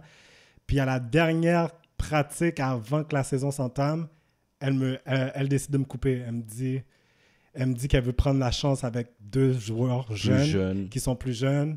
Puis il n'y a plus d'avenir vraiment avec moi. Alors que moi, à ce moment-là, j'étais vraiment énervé. J'avais un sentiment comme si que j'étais abandonné parce que j'avais été loyal à l'équipe, j'étais resté, j'avais fait tout ce travail-là. Puis à la toute dernière seconde, j'ai plus de chance. Elle me kick out comme ça. So, à ce moment-là, j'étais vraiment... Je savais plus quoi faire, puis j'étais vraiment sur le bout du rouleau à ce moment-là. C'était vraiment tough. Mais t'as pas eu un moment que tu t'es dit, yo, you know what, basketball, je suis tanné, là. Comme, j'arrête pas de faire des efforts, mais il n'y a rien qui se passe comme je veux que ça se passe pour moi, genre. L'affaire, c'est que j'avais tellement envie encore de prouver. Parce que, comme je t'ai dit, j'avais toujours une estime de moi qui était faible. Alors, pour pallier à ça, je voulais prouver aux gens que j'avais ma place, puis que j'étais bon, puis tout ça. Alors, pour moi, c'était comme pas une option quand même. C'était soit que j'allais trouver une autre université à aller. Quand tu essaies de prouver, excuse-moi, quand tu essaies de prouver ça à qui, tu dis les gens, à qui? C'était vraiment toutes les... C'était les gens... À n'importe qui en face de toi. À n'importe qui, à tout le monde, que j'étais bon, puis... Même si que j'avais quand même eu quand même du succès, je m'étais rendu jusque-là, mais pour moi, c'était pas assez. C'était toujours about proving people Comme ton nom, tu étais à des niveaux, mais ton nom ne résonnait mon nom pas ne dans résonnait ces pas, c'est niveaux-là. ça. Moi, je voulais que mon nom résonne et tout. Ok. So, pour moi, c'était soit que je trouve une autre université. Puis, à ce moment-là, je pensais pas que le overseas, c'était une option. Mais Vraiment, attends, je on va pensais pas pas tout- que c'était une option. Ok. Là, justement, pour moi, c'est ce qui a fait comme si vraiment que le parcours, déjà là, à la base, était unisité, mais moi, ça l'a amené au summum de l'unisité. Tu comprends ce que je veux dire? Sunday. Hein? Ben ouais, la cerise sous le Sunday. Ben oui. Hier, justement, je parle avec Rachi. Là, je lui dis, je vais t'interviewer et tout. Là, il écrit, il dit, yo, ça c'est mon boy, yo, petit jeune de boiton, yo, il me regardait jouer quand j'étais jeune, yo, yo. Là, j'ai dit, ok, parle-moi de lui et tout. Il me dit, yo, c'était pas qui me disait, yo, il va aller jouer en Europe, il va aller jouer en Europe. Je suis comme, en Europe, ok. Ça, finalement, moi, je savais que tu avais joué en Europe vraiment. Puis là, justement, je suis tombé sur les stades du CAM, les 2 seules années que j'ai trouvées. Puis bon, on a un But then again, je vois que le gars, il y a des games en Europe. Ça joue. Ça joue, pas dans une équipe, pas dans 2 équipes. Il y a eu une carrière, en fait. Il y a eu une carrière. Elle n'a pas duré X temps, mais il y a eu une vraie carrière. Il y a des articles de journaux sur lui. On parle de lui en tant que du Québécois. So là, son nom résonne. Non, mais à Hasbrook, maintenant, on parle Québécois. Son nom Ah. résonne, quoi. Son nom résonne outre-mer. Ouais. Donc là, mon frère, c'est là que je trouve que pour nos jeunes qui nous écoutent, c'est là que ton parcours est rendu important. C'était difficile.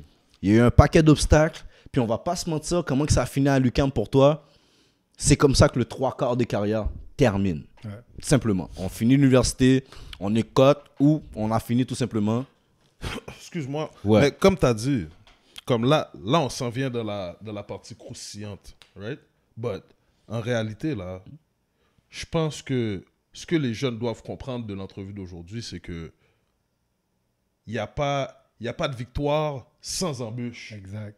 You know what I mean? À travers n'importe quoi, c'est sûr que il va y avoir des obstacles. Puis à travers n'importe quoi, c'est sûr que ça va pas aller de la manière que nous, on le veuille directement.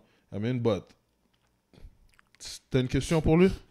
Ben, c'est plus bon. À partir de là, bon, c'est quoi tes démarches? Ce que je veux dire, c'est que bon, là, on sait que la carrière, pour le 3 commun des mortels, la carrière est finie. Toi, qu'est-ce qui te garde encore motivé? Ben, au début, comme j'avais dit, je voulais retourner à l'université parce que je voulais me faire un nom à l'université. Puis, tu sais, j'ai vraiment réfléchi longuement à ça parce que moi, j'ai pas eu de bourse pour aller jouer à l'université. Puis, honnêtement, moi, j'étais à l'université juste pour jouer au basket. Il n'y avait pas grand-chose qui m'intéressait comme Académiquement, carrière. Ouais, là. académiquement, malheureusement. Tu sais, mais malgré tout, le basket a fait en sorte que, tu sais, j'ai pu avoir des années à l'école. Puis ça, je suis vraiment grateful pour ça.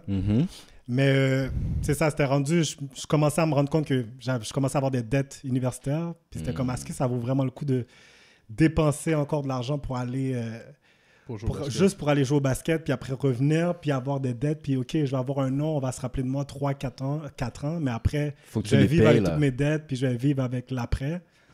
Puis au début, c'est ça, j'avais vraiment des questionnements, puis c'est là que un de mes amis, justement, Alan, que je parlais, c'est lui c'est un Français, puis c'est lui qui m'a parlé un peu du basket en Europe, puis qui m'a dit qu'il y a plusieurs niveaux en Europe. Ouais. T'es pas obligé de commencer au top Au niveau, top, puis c'est là. une ligue ouverte. So, ça m'a donné de l'espoir de continuer à m'entraîner, puis à rester focus. Puis à ce moment-là, vraiment, Nick avant mon ACL, puis Nick après mon ACL, c'était vraiment ces 2 Nick différents, là. Vraiment, là. La déchéance de mon ACL m'a fait comprendre plein de choses. M'a fait comprendre que je ne devais pas jouer à la victime. Je devais arrêter d'avoir cette mentalité-là de victime que j'avais tout le temps, de blâmer les autres, puis vraiment de réflexe sur moi. J'avais pas le choix de réflexe sur moi à ce moment-là, parce que si je blâme les autres, je pourrais jamais surmonter un ACL. Là. C'est pas tout le monde qui arrive à surmonter puis à revenir à 100% d'un ACL. Il y a beaucoup de gens que leur carrière termine. C'est vrai. So, j'avais pas le choix d'avoir une introspection sur moi, de voir qu'est-ce que je voulais vraiment. Puis, tu sais, c'était tout éliminer toutes les distractions qu'il fallait, comme apprendre à bien manger, tous les petits trucs que je devais faire, que je faisais pas avant, Le petit apprendre à bien détail. m'entraîner, Apprendre à être professionnel. apprendre en à être fait. professionnel. Tu sais, avant d'être professionnel, Ouais. apprendre à être professionnel. C'était vraiment ça, là.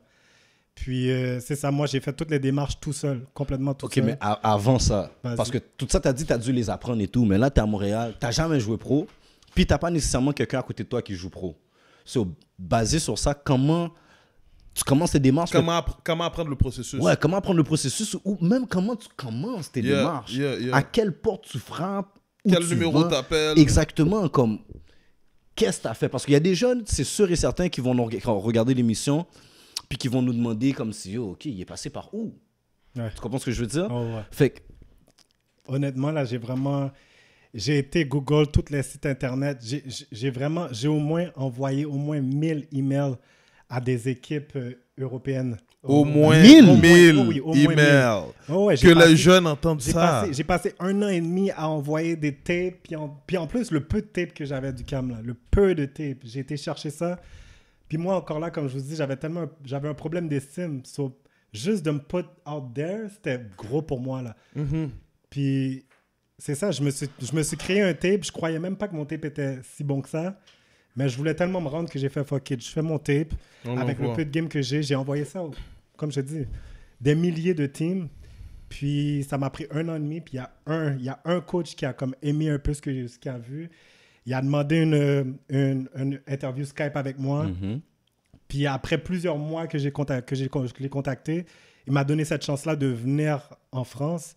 Puis même là, il n'a pas payé mon billet. Là. J'ai dû payer mon propre billet d'avion pour me rendre là-bas. So, je me suis rendu là-bas, puis j'ai fait mes preuves là-bas. Je me suis arrangé pour être prêt, rendu là-bas. Je suis arrivé, j'ai impressionné. Puis c'est de cette petite opportunité-là que les autres ont fait boule de neige. Ouais. Mais Ted l'a dit. Ted, redis-le encore combien envoyé? Au moins, il a dit. Il n'a même pas dit 1000 non, il a dit au moins 1000 J'ai encore toutes ces emails-là dans mon truc. Au moins 1000 emails. So, qu'est-ce que Pierre vient de vous dire? C'est que quand ça va te tenter de faire quelque chose, tu vas trouver la manière pour réussir. Tant que ça ne te tente pas, crois-moi, ben, tu vas t'asseoir sur ton laurier et tu vas rien faire. But lui, là, il ne savait pas comment il allait faire. Son partenaire lui a dit, yo, il y a 4 niveaux là, de basket l'autre bord. Là. Va t'essayer dans un. Puis lui, il a décidé de prendre un type qu'il ne believait même pas dedans, which is crazy. Lui, qui n'avait pas tant d'estime en lui, which is still crazy, mais il a décidé de tout envoyer ça par email jusqu'à ce qu'un an et demi après, on m'envoie un call pour me parler en Skype. C'est fou. Pour qu'après on me dise, yo, moi je te donne rendez-vous. Dans combien de temps ils t'ont donné rendez-vous après les appels Skype? C'était comme 4 jours. Là. That's it. Moi je te donne rendez-vous de 4 jours. Arrange-toi pour acheter ton billet d'avion puis venir jouer au basket. Bro. So, guys, on appelle ça dédication. Like, on appelle ça vouloir. Yo. Mais au-dessus de 1000 emails. Ouais. Ça, c'est même pas des jokes que je vous dis. En France, premièrement, il faut comprendre le travail. Trouve-moi 1000 adresses courriels, s'il te plaît. Non, mais trouve-moi 1000 adresses courriels de qui? Merci. De qui? Lui, il a trouvé les équipes et tout. Il a pris un minimum de 1000 adresses courriels. Mais il y a beaucoup, d'après moi, il y a beaucoup de tes emails que tu as envoyés. Yo, qui tu sont reçois tombés le... avec les cracks. Yo. Il y a même que c'est pas cette personne-là qui regarde ça. Oh no, you, I need you, delete. Oh, tu reçois Hein, même pas delete. la notification comme si l'email n'existe plus. Tu comprends ce que je veux dire? Bah ouais. Puis, attends. Il les a envoyés, là, les 1000 emails. Là, maintenant, c'est garde espoir, Sois patient. sois patient et reste en shape. Yeah. Parce qu'on sait, Parce que tu sais pas si on va t'appeler. Et quand je t'appelle, quand? quand je t'appelle, je te donne 4 jours. Tu comprends? Mais là, attends encore, là. C'est combien un billet pour la France? Demande-lui, c'est lui qui connaît ça. Un billet roche. Ça m'a coûté 800 quelque... Bon, c'est mes parents qui l'ont payé. Hein. Bon, Merci. Ouais, merci. non, mais ça, c'est papier. merci, C'était papi. 800, Ouais, merci, papi. mais là, faut comprendre encore, là. Ce gars-là, il est parti du parent qui voulait pas qu'il joue au basket parce que son sport vagabond. Mais le parent a même pas payé son école. Le parent a payé son loyer. Attends, bro. Mais lui, il a prouvé qu'il pouvait se remettre sur pied. 100%. Pour que maintenant, yo, papi, faut que j'aille en France dans 4 jours, une équipe m'appelle. Il fallait quand même tes voyous. Bon, maintenant, tiens 800$, va acheter le billet. C'est quand tu dois partir, là. Tu comprends? Yeah. Mais là, il faut que les Ok. jeunes comprennent le niveau de commitment, le niveau de travail qu'il n'y a pas eu peur de faire, Je veux que tu répètes ça. le niveau de commitment. Stop. Puis je vais te dire pourquoi je veux que tu Vas-y. répètes ça. Parce que à 2 reprises, des coachs lui ont dit C'était ça le problème. commitment. C'était ça le Lui problème. également, il a remarqué manque de commitment. But, comme tu viens de dire, you need commitment to get to somewhere like this. Non, tu vas pas juste arriver là parce que T'es bon, non. t'es talentueux. Mais à partir du moment là que, comme il vous a dit, il a décidé d'envoyer 1000 emails, bro, you're committed to something. Committed to what? On sait pas encore. But you're committed to going somewhere. Yeah. Right? Facts. Puis, avec ce 1000 emails là, comme on dit, ben là, t'attends tes réponses. Puis comme Edla a mieux dit que moi, t'attends pas. T'espères. T'espères. Tu sais pas si tu vas en Comme avoir une. le mot, c'est hope. Ouais. OK? Tout en Puis on continuant à n'est faire le pas travail. sûr Ouais. que ça s'en vient. Mhm. But maintenant que ça arrive, puis comme Edlan a dit encore, stay in shape. Parce que 4 jours plus tard, I need you. Exactement. Puis lui, il a fait le tryout. Même pas seulement un workout, c'est même pas un tryout, c'est un workout. J'ai commencé les pratiques, puis il m'a évalué pendant une semaine. Ok, Puis, ok. tu sais, T'es resté une semaine là-bas? Ouais, je suis resté une semaine qui finalement qui a Qui est fait, resté? ouais. Mais quand Mais t'es parti, le billet d'avion, ben, tu restes une semaine, tu manges comment? Ah, j'ai été logé par le coach. Ok, Ça, ok, c'était ok. bien. J'ai Nice, été logé par nice, le nice. coach, nourri par le coach. Mais tu sais, j'avais une semaine pour me prouver. Puis ça commençait dès que je sortais de l'avion. Là. On avait une pratique le lendemain. Le lendemain que je suis arrivé, j'avais une pratique. Là. Ok. Sur jet lag, on s'en T'as pas fout, le temps faut de que tu jouer avec donnes ça, tout. là, ouais. Décalage horaire, on s'en fout. là. Ça te Vraiment. regarde. ça te Ok, regarde. donc là, T'es un joueur de l'expérience, basket. t'es rendu là-bas, on te teste sur une semaine. D'ailleurs, explique un petit peu à nos auditeurs, ça a l'air de quoi, là? T'es le premier gars pro qu'on a, là.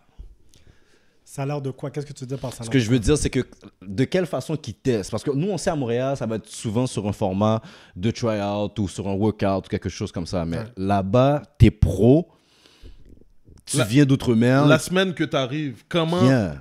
le coach a décidé de dire, OK, après une semaine, je suis confortable de le garder dans mon équipe. Exactement. Ils m'ont tout de suite mis dans le bain. Là. C'était pas comme un workout, genre ah, je veux voir tes skills ou bien je veux voir comment tu shots. C'était comme.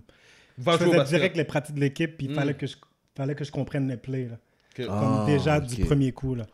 Puis, tu sais, je les ai pas compris direct. Là. La game en France est vraiment différente. Même à plein de niveaux, c'est différent. Là. Puis, ça a été dur côté jeu, mais I guess qu'il a vu le potentiel, puis il a vu que j'étais capable d'aider l'équipe d'une manière. So, c'est comme ça qu'il m'a pris. Mais c'était vraiment dans le bain. Puis, on avait déjà des matchs De cédulé. de cédulés dans la même semaine que je suis arrivé. Là. Oh. Puis, c'était ça. C'était le match. Comment ça se passait? Est-ce que tu es capable de jouer avec les gars? Si tu n'es pas capable, You going back t'es home? out. Wow. Yeah. Bon, à partir de là, cette carrière-là se passe comment? Ça s'est bien passé. Il y a eu des hauts et des bas aussi là-bas, mais mostly, ça s'est super bien passé. Comme j'ai vraiment eu quand même de la reconnaissance là-bas. Tu sais, j'ai fait de très belles games. C'était vraiment un sentiment de fierté pour moi de pouvoir me prouver, puis à un autre niveau quand même. Puis j'ai vu des articles, moi, vraiment, ils parlent comme du Québécois Ouais, qui vraiment. représente là-bas et tout, là. So, ça, c'était vraiment... Il n'y avait pas de feeling à ça. C'était comme... C'était vraiment un rêve réalisé parce que moi, j'avais le rêve de jouer overseas. Puis, tu sais, OK, c'était pas la première division overseas, Mhm. mais tu sais, ça jouait quand même très bien. Puis, je pense que les gens aussi sous-estiment le niveau jeu de jeu. là-bas. Ouais. Je pense que les gens sous-estiment ça. Comme... Je jouais en 5e division, mais c'était vraiment... C'était du gros basket là-bas. Là. Comme la manière que ça joue, tactiquement, on avait au moins 15 plays pour seulement... Genre, juste des plays de fast break, t'en avais 7-8, là. Ok. Oh, shit, ok. So, c'était vraiment beaucoup cérébral. Puis moi, on m'a utilisé justement à cause que j'apportais quelque chose de différent. Le fait que j'étais athlétique, que je pouvais, tu sais, take des gars one-on-one. So, ça, c'est ça qui Tu les peux a... briser des plays. Exactement. admettons, comme. À un moment donné, quand ça fonctionne pas, on a besoin de quelqu'un qui peut élaborer en dehors du play. Ça, Ouais. c'était toi. Puis c'est ça. Puis non seulement l'expérience basket était nice, mais vraiment l'expérience humaine aussi. Mhm. Le fait de rencontrer des gens que jusqu'à aujourd'hui, comme j'ai contact avec eux là, très souvent, là, je fais des zooms avec eux. Puis le fait que tu peux voyager aussi très facilement quand tu es en Europe, tu sais, toute cette expérience-là c'était vraiment Ah. worth it, là, tout le travail que j'ai fait. Avant le basket, tu avais déjà été en Europe? J'avais jamais été en Europe. Je savais même pas que moi, mon français à moi, il comprendrait, Je comprendrais pas. Je suis arrivé là-bas, je parle comme que je parle, puis les gens, comme ils rient de moi, à cause qu'il y a des choses que je dis que j'ai un accent différent. Puis moi, Déjà je là, suis nous, on comme, a dit, pourtant, il comprendrait pas, mais c'est il ne comprenait pas. il comprenait. Eh, mec, il est ouf, ce mec. C'est juste des petites affaires comme ça. C'était vraiment un changement de culture, malgré que c'était la même langue. Puis C'était vraiment t'es resté 2 ans en Europe? J'ai fait 2 ans. J'ai fait 3 équipes 2 ans. 3 équipes, Ouais. 2 ans. Ouais. Puis comment ça fonctionne, ces trucs de changement d'équipe-là? Ben c'est ça. Habituellement, c'est rare que tu vas trouver surtout un Américain qui va rester plusieurs années dans la même équipe. Mhm. Moi, mon but, c'était toujours de monter un petit peu plus haut dans les équipes. Mais j'avais toujours l'opportunité de rester dans l'équipe De si ta je propre voulais. équipe. Mais tu sais, pour nous, les Américains, on veut toujours viser le plus haut. Yeah, le plus Mais haut. monter dans les équipes, c'est changer de division? Ouais, ou- changer ok, de division. ok. So, c'était vraiment pour ça que tu sais, j'avais changé d'équipe. Est-ce Après, si je réfléchis, j'aurais peut-être dû rester dans une équipe qui me... Je te donne plus d'opportunités Ouais. et bâtir un nom là-dessus. Exactement. Même si qui était dans une division plus faible, peut-être de rester avec eux, même... Puis, tu sais, Et bâtir une carrière avec Exactement, eux. ouais. Puis, au niveau de la rémunération, est-ce que vraiment quelqu'un peut vivre de ça en Europe? Ça dépend où est-ce que tu es dans ta vie. Comme aujourd'hui, moi, tu sais, j'habite dans une maison et tout, je pense qu'à certains niveaux, tu peux, mais au niveau que j'étais, ça allait être difficile.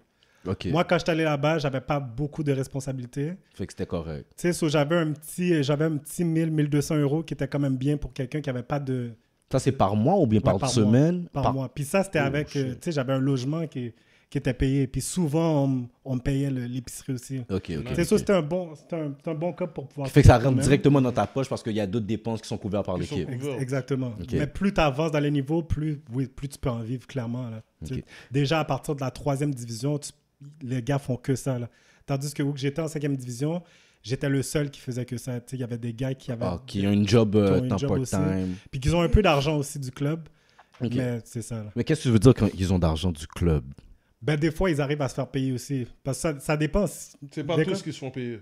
C'est pas tout le monde qui se font payer. Puis ça marche vraiment selon ta valeur. Là. Si toi, tu es vraiment un bon joueur en France, tu es un Français qui est en 5e division, puis tu as une bonne expérience, ben, tu peux te dire, regarde, moi, je travaille là, mais si je veux pour venir aux pratiques, donne-moi tant d'argent. Ah, Puis- ok. Ah, ouais. Comme, pour pouvoir jouer pour toi, je vais peut-être ne pas avoir de l'argent ailleurs. Exactement. Donc, pour ça, Il faut compense-moi. moyenner, yeah. Ouais. Ah, ok, shit. Puis comme je dis, c'est une ligue quand même très ouverte. So, il y a des clubs qui sont en bas de division, Mhm. mais qui ont aspiration de jouer dans la top division. Tu sais, Ils se sont juste pas encore rendus là. ils se en sont tant juste que pas encore club. rendus là, puis ils bâtissent, puis ils ont déjà les ressources et tout. Nice.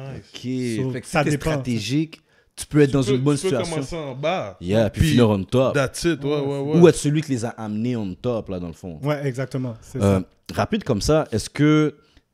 Tu sais, nous, ici, on a des systèmes de tournois, whatever, comme qui sont pas dans aucune ligue. Est-ce qu'en Europe, ils ont ça aussi? Comme des ligues seniors, genre... Pas senior, mais vraiment tournoi. Ce qui veut dire, toi, tu joues ta saison est finie, ta saison pro est finie, puis il y a ça au States comme le Drew League, on va dire. Ah, genre. ils ont ça l'été. Ouais, ils ont un tournoi qui s'appelait Quartier Ouest, qui est vraiment connu là-bas. OK. Puis il y en avait un le tournoi à Paris, que même des gars de Montréal allaient. Là, je Chose crois. 54, ça? Ouais, Ouais. K54. Yeah, yeah. Sur beaucoup de tournois extérieurs, ça, ils ont ça. Ah, Mais, ok, tu sais, mais ça, pendant c'est la bon. saison, il n'y a pas d'autres tournois. Puis il y a pas... Puis est-ce que tu as eu l'occasion, toi, de jouer dans des tournois comme ça? Bon, ou- malheureusement, j'ai pas eu cette occasion-là. J'aurais voulu, là, mais j'ai pas eu l'occasion de jouer dans un tournoi là, extérieur. Là. Puis tu pourrais dire, quand tu étais en Europe, c'est qui le plus grand nom contre qui tu as joué? Le plus grand nom comme qui j'ai joué. Même si il y a un grand nom en Europe. Là. Attends, faut que je réfléchisse. Il y a un gars qui s'appelait Kerezin Kerzan. C'est un gars qui avait joué en 5e division. Puis c'est un gars de 17 ans. L'affaire qui est fou aussi, c'est qu'il y a des jeunes de 15 ans qui peuvent déjà jouer dans ces niveaux-là, même niveau professionnel comme top division. Mhm. Puis ils ont comme 15 ans, ils commencent super tôt. Là. Il y a la Luka Doncic, là. Exactement. Ouais. So, il y avait un gars qui s'appelait Kerezin Kerzan qui a finalement eu la chance de jouer l'année d'après que j'ai joué contre lui. Il était en Pro A déjà. Shit, Ouais. ok, Puis il ok. avait 18 ans.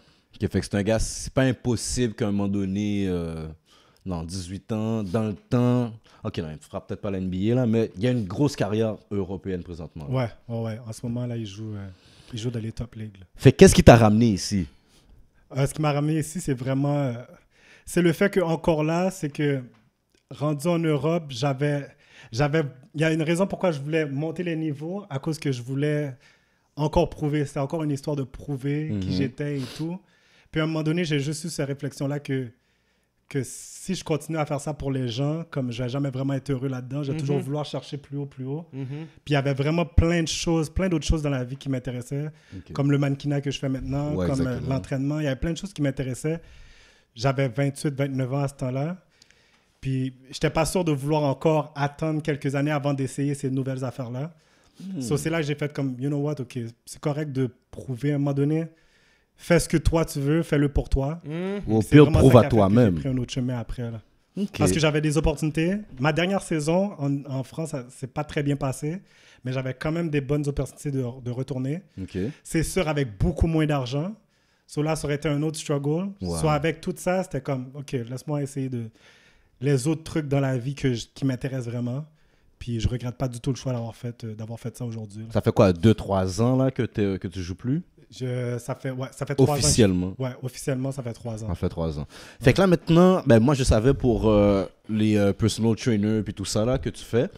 Mais le mannequinat, c'est quoi qui t'a poussé là, du basket au mannequinat? How'd you get there? Like... Ben ça, c'est quelque chose que je voulais aussi faire depuis longtemps aussi. Tu sais, le basket m'intéressait, mais il y a plein d'autres choses qui m'intéressaient. La musique m'intéresse, le mannequinat m'intéressait beaucoup.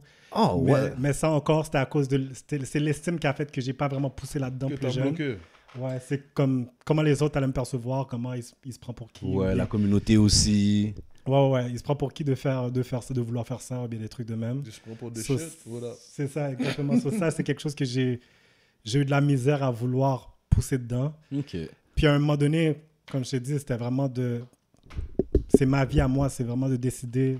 Je décide pour moi, De je faire décide tes pas pour les choix. autres. Yeah. So, c'est comme ça que j'ai atterri là-dedans, puis j'ai eu l'opportunité de... Ok. d'en Puis là, faire, là. présentement, grosso modo, tu es dans le mannequinat, tu fais tes personal trainers aussi. Est-ce que tu as comme un site, un Instagram où les gens peuvent te suivre ou aller demander tes services en tant que trainer? Bon, mon Instagram de trainer, il est dur parce qu'il est long. C'est The Body Healthcare 24/7, 247, The Body Healthcare 24/7. Ben, on va le mettre dans le link dans les descriptions en bas du vidéo là. Ouais, so Fait là, comme ça, les gens pourront aller là-dessus. là-dessus, je mets beaucoup d'astuces, puis des trucs d'entraînement, puis... Parce que vraiment, l'entraînement, c'est ça qui m'a vraiment sauvé la vie, c'est ça qui m'a vraiment donné l'estime de moi. C'est le fait de pouvoir, tu sais, depuis ma blessure que j'avais eue, c'était de voir les petites victoires que je pouvais avoir par l'entremise de l'entraînement qui m'a donné confiance en moi, qui m'a donné le goût de reach d'autres goals. Ça. C'est fou, mais c'est tellement répétitif quand cette phrase-là, quand tu parles comment je peux dire ça, aux athlètes là. Mais là, Mais les athlètes, c'est du monde qui vivent de petites victoires. exactement. Comme tous les athlètes qui passent ou tous les athlètes qu'on voit, c'est du monde que la motivation, c'est to win the next one. Puis souvent, on va pas le gagner. But le fait qu'on s'est battu pour y arriver, ça, c'est la plus C'est grosse ça, motivation. exactement. Puis on lâche pas. We're going next. Le processus. Ouais. Mais aujourd'hui, ben là, on achève là. Fait que là, bon, là, on sait, il y a ça. Mais ils peuvent te contacter par la même adresse aussi sur Instagram pour, admettons, t'offrir un contrat d'entraînement ou quoi que ce soit là. genre. Ouais, exactement. Sur Instagram, bien, sur ma page personnelle aussi, ils peuvent me contacter. Là. Si t'as pas personnel, c'est Nick Calderon. c'est ça? Ouais, Nick Calderon 24. Ok, Ouais. parfait. Mais, on a parlé de ça off camera. Pourquoi Nick Calderon? Pourquoi tu m'as donné un job comme ça, là? D'essayer de trouver un Nick Pourquoi? Calderon. Pourquoi? Ça part d'il y a quand même longtemps. Comme je vous ai dit, j'ai grandi avec un ami qui s'appelle Mathieu Noël. Yeah. Puis avec Shout out à lui, toute la famille Noël à Ouais. Pointe-aux-Trembles en passant. C'est une Shout famille de out. basket. Le plus vieux, c'est Steve, Steve, il y a David. David, Patrice. Patrice, Mathieu. Shout out à tous ces gars-là. Enough respect. Ouais, Yeah. ouais. Puis il y avait on jouait souvent dans un parc qui s'appelle Clémentine à Pointe-aux-Trembles. Puis à un moment donné, j'avais regardé un match de basket des Raptors, puis j'avais vraiment aimé la façon que Calderon jouait. Yeah. José Calderon. Comme, je sais pas, il avait enflammé les 3 points. Il avait fait comme 6 3 points de suite dans cette game-là. Ou bien, il avait vraiment fait beaucoup de 3 points dans cette game. So là, le lendemain, on est allé au parc, moi puis Mathieu. Puis on jouait des 5 contre 5 contre les gars, puis on était ensemble. Puis on a vraiment chiré tellement les gars en bas de 3 points, comme on était en train de danser sur les gars. Puis à chaque fois qu'on lançait un 3 points, on disait Calderon, tchap, ça rentrait. Ensuite, je passais la balle à Mathieu, il faisait ses petits C-walk en dribblant. Il shoot le 3 points, Calderon, tchap. Chap. Cela, depuis ce temps-là, on s'avait donné le nom Mathieu Calderon, Nick Calderon. Mais lui, il m'a laissé tomber, il n'a pas gardé le nom. Toi, depuis Moi, les années, depuis ce moment-là, j'ai gardé ce nom-là. Nick Calderon. Oh, Ouais. puis même ton email, tout. Ouais, tout, ouais. Ton Je LinkedIn, vais peut-être le changer. pour tout vrai. là, comme Nick Je Calderon, c'est remets mon nice. vrai nom, là. Yo, Coach Ted. J'ai 5 petites questions pour notre Nick là. Non? Yeah. 5 petites questions.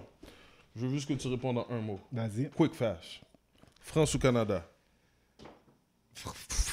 Ah! Technique!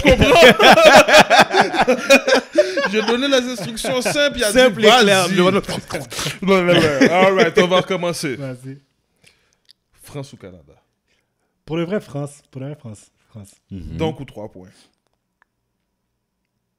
3 points aujourd'hui. Offense or defense? Offense. Blocks or steals?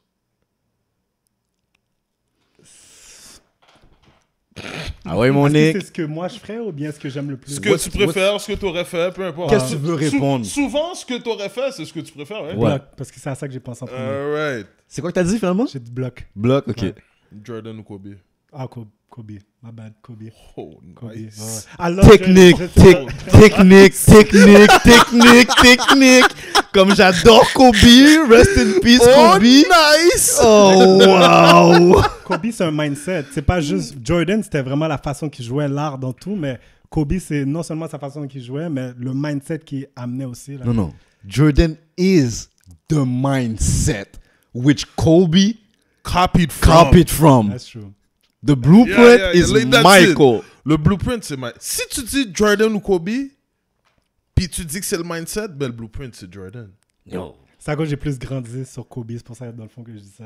Non, je te comprends. Ouais, mais I t'as get pris it. ta technique. Yo, t'as pris ta technique. En passant, moi aussi, je suis un fan de Kobe, là. Ah, l'année passée, lui, on a manqué un épisode parce que yo, il voulait pas record la journée Kobe est mort. Don't get me wrong. Je suis un fan de Kobe aussi. But le blueprint, c'est Jordan. Yeah, c'est Jordan. Ouais, clairement, ça, je le sais. Jordan, c'est numéro 1.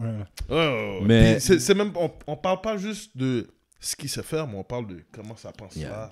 Mais je trouve que Kobe a traversé énormément de choses aussi. Comme Michael Ouais. en a traversé, mais Kobe... Non, s'est pas passé, pas genre. pour dire qu'il n'y en a pas traversé. Pour dire que le dévouement des deux gars vient de la même manière de penser. Exactement. I mean, comme, I don't knock je knock pas aucun obstacle de Kobe ou aucun obstacle de Jordan. Non, aucunement. But, quand les gars flip the switch puis ils disent we're about to win, il n'y a pas grand personne monde, qui peut là. dire Ouais. non, tu gagnes pas ou non, tu Puis gagnes pas. Kobe, là. c'est quand même sur Jordan qui s'est basé pour Ouais. développer Flip the cette switch. mentalité-là. Là, tu Exactement. comprends? Et Kobe, qu'est-ce qu'il a montré? C'est que c'est le seul qui peut faire ce flip de switch-là Ouais. à la Jordan on any given time. D'autres l'essayent, On any given puis time. qui réussissent pas, là. Mais bon. Guys, Nick, un mot pour la fin? Un mot pour la fin. Merci les gars, for real. Merci les gars de me donner la chance de share ma petite histoire quand même. Ben, Et c'était comme pas je- petit, mon gars. Mon cher. C'est un story Rempli tout le temps. d'embûches, rempli de victoires. c'est ça qu'on Exactement. aime. Comme je dis, je respecte énormément ce que vous faites. Depuis épisode 1, je regarde, je share. Respect, Continuez à respect. faire ce que vous faites. On a besoin Merci. de savoir. Ça peut aider plusieurs jeunes justement à se pousser puis à essayer d'atteindre des plus hauts niveaux. Genre. Vraiment des vidéos comme ça peut juste motiver les Enough jeunes. respect. Coach Ted. Respect. Bro, share, like, subscribe, comment. Jouerai de là encore une fois. Comme d'habitude. On est là pour ça. Seulement, c'est toi qui dis ça. Tu le dis pas cette saison? Non, mais je le dis quand même. Il y a des fois, je me sens bien. Il y a des fois, je me sens bien. Je me dis. Lui, il va pas dire de jouer. Lui, jouer de l'air. Non, guys. On le sait que moi, je parle pas l'Empire. On le sait. But, mon boy, Ah ouais, moi, je suis là. si vous voulez faire des débats, pas juste un débat, des débats enflammés, des débats real, des débats là Check him. où vous êtes pas sûr comme si vous allez Check finir him. ou pas. Check him, je suis Yeah, là. Check him. il va vous shut down. Mais bon, moi, mon mot pour la fin, c'est tout simplement, cet épisode, c'était montrer aux gens que le chemin peut être dur, Facts. mais si tu es focus sur ton rêve, no matter what, tu vas pouvoir au moins l'effleurer quand même, puis goûter une partie de ce rêve-là quand même. Pas nécessairement à 100% comment tu le voulais, mais tu vas pouvoir pousser beaucoup plus loin que celui qui n'a pas essayé au moins d'aller au bout de son rêve. Mais Edlin, le rêve est défini par toi. Exactement. So, à partir du moment que tu goûtes le rêve ou que tu touches le rêve ou que tu effleures le rêve, you're in. You're in. Comme il n'y a pas de oh, je suis complètement dedans, je suis pas complètement dedans. You're either in or out. Exactement. You know what I mean?